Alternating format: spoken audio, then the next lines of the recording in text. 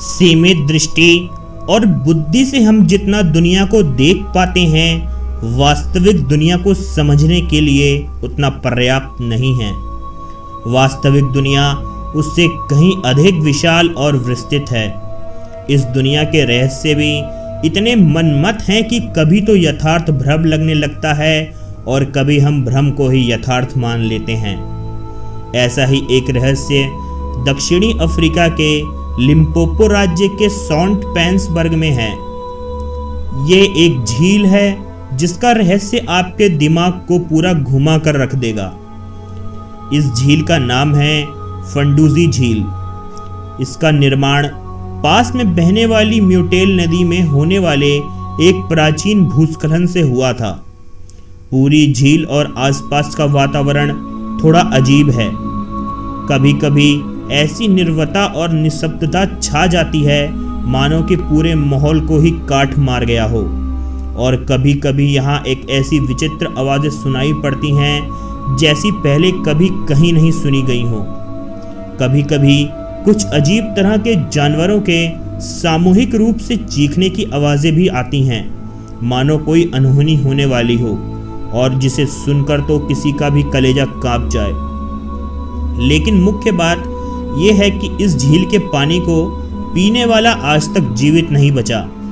इसका मतलब यह नहीं कि इस झील का पानी प्रदूषित है या इसमें किसी प्रकार का जहर मिला हुआ है, बल्कि सच तो यह है कि म्यूटेल नदी जिसका पानी इस झील में आता है वो एकदम स्वच्छ है। फिर इसमें आखिर कौन सा जहरीला तत्व मिला है जो प्राणघातक है? इस रहस्य को जानने के लिए शोधकर्ताओं द्वारा समय समय पर कई प्रयास किए गए, लेकिन उनमें से किसी का प्रयास सफल नहीं हुआ। हर प्रयास के साथ किसी न किसी तरह की कोई रहस्यमय घटना घट जाती और वो प्रयास विफल हो जाता। शुरू में इस तरह की घटनाओं को केवल संयोग समझकर टाल दिया जाता रहा, लेकिन जब हर शोधकर्ता के साथ इस तरह की रहस्यमय घटनाएं घटने लगीं तो खोजकर्ता सतर्क हो गए। कईयों के मन में तो डर बैठ गया। कारण सिर्फ रहस्यमय घटनाएं ही नहीं थी, बल्कि झील का पानी पीने वालों की मौत भी थी। सबसे बड़ी बात, इस झील का पानी पीने वालों की तुरंत मौत भी नहीं हो जाती, जिससे कि यह अंदाजा लगाया जा सके कि उसमें किसी प्रकार का कोई जहरीला तत्व है। लेकिन इन मौतों से जांचकर्ता घबराने लगे और जल्द ही उनका इस झील के रहस्यों से मोह भंग हो गया। इस झील का रहस्य उसके पानी की तरह और गहराई में उतर गया। इस झील के रहस्य से संबंधित अंतिम घटना सन 1956 की है, जब एंडी लेविन नाम के एक खोजकर्ता ने इसके रहस्य को उजागर करने की ठानी। एंडी को रसायन शास्त्र की काफ़ी जानकारी थी और यही कारण था कि उस पर इस झील के रहस्यों को खोजने का भूत सवार था। उसके दोस्तों और संबंधियों को जब उसकी इस सनक का पता लगा तो उन्होंने उसको टोका और उसको ऐसा ना करने के लिए हर तरीके से समझाया, लेकिन एंडी अपनी जिद के आगे किसी की सुनने को तैयार नहीं था। अपने एक सहयोगी को लेकर एंडी निकल पड़ा उस अभिशप्त झील के रहस्य को समझने के लिए। हालांकि एंडी पूरी तैयारी के साथ गया था, लेकिन उसने अपने कार्य में सहायता के लिए स्थानीय कबीले के लोगों से संपर्क साधा। लेकिन फंडूजी झील का नाम सुनते ही उन लोगों को सांप सूंघ गया और उन्होंने उसकी किसी भी प्रकार से कोई सहायता करने से साफ साफ इनकार कर दिया। बल्कि कबीले के वृद्ध हो चुके मुखिया ने उन्हें ऐसा करने से मना भी किया। उन्होंने उनको चेतावनी भी दी कि ऐसा करने पर तुम अपनी दुनिया में पहुंच भी नहीं पाओगे, लेकिन एंडी नहीं माना और वो अपने सहयोगी के साथ आगे बढ़ गया।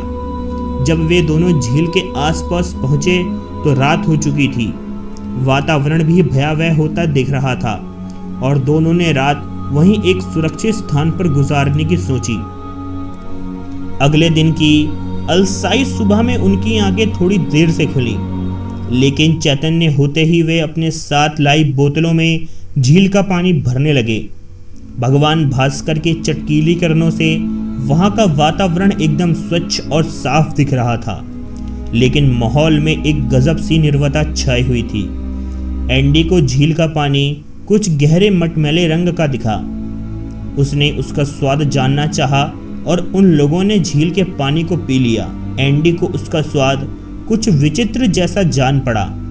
पानी का नमूना इकट्ठा कर लेने के बाद उन लोगों ने झील के आसपास से कई पौधों तथा झाड़ियों को भी इकट्ठा किया और अपने साथ ले जाने के लिए उनको सुरक्षित कर लिया। थोड़ी देर विश्राम करके जब वो वापस चल पड़े तो उनके साथ शुरू हो गया अजीबोगरीब घटनाओं का सिलसिला।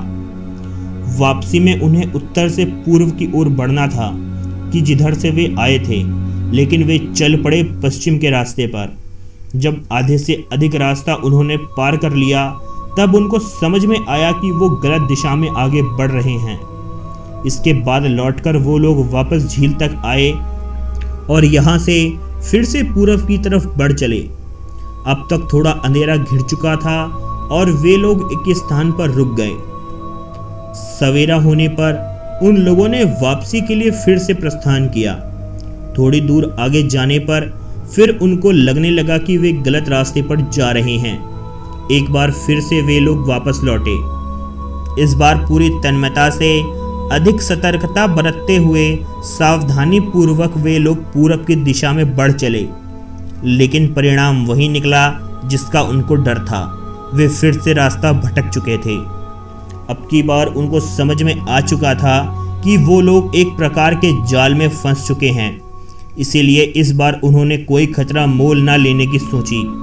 उन्होंने पानी से भरी बोतलें झील में फेंकी, पौधों और झाड़ियों को वहीं छोड़ पूरी सतर्कता बरतते हुए पूरब की ओर बढ़ चले और इस बार वे लोग सफल हो गए और सुरक्षित अपने घर पहुंच गए। लेकिन अब लेविन की तबीयत काफ़ी बिगड़ चुकी थी। हॉस्पिटल में एक हफ्ते के भीतर ही उनकी मौत हो गई। कुछ दिनों के भीतर उनका सहयोगी भी एक कार दुर्घटना में मारा गया। उस झील के अभिशप्त सिद्ध होने की यह 13वीं घटना थी, जो अभी तक लोगों के जहन में ताज़ा है। फिर किसी की हिम्मत नहीं पड़ी कि कोई उस झील में जाके उस पानी को ला सके। दोस्तों, आज के भाग में इतना ही। अगर आपको यह वीडियो पसंद आया तो इस पर 7000 लाइक्स दें और इसे फेसबुक और व्हाट्सएप के द्वारा ज़्यादा से ज़्यादा शेयर करें। आशा करता हूँ कि मैं आपको अपने अगले भाग में भी देखूँगा। तब तक के लिए नमस्कार।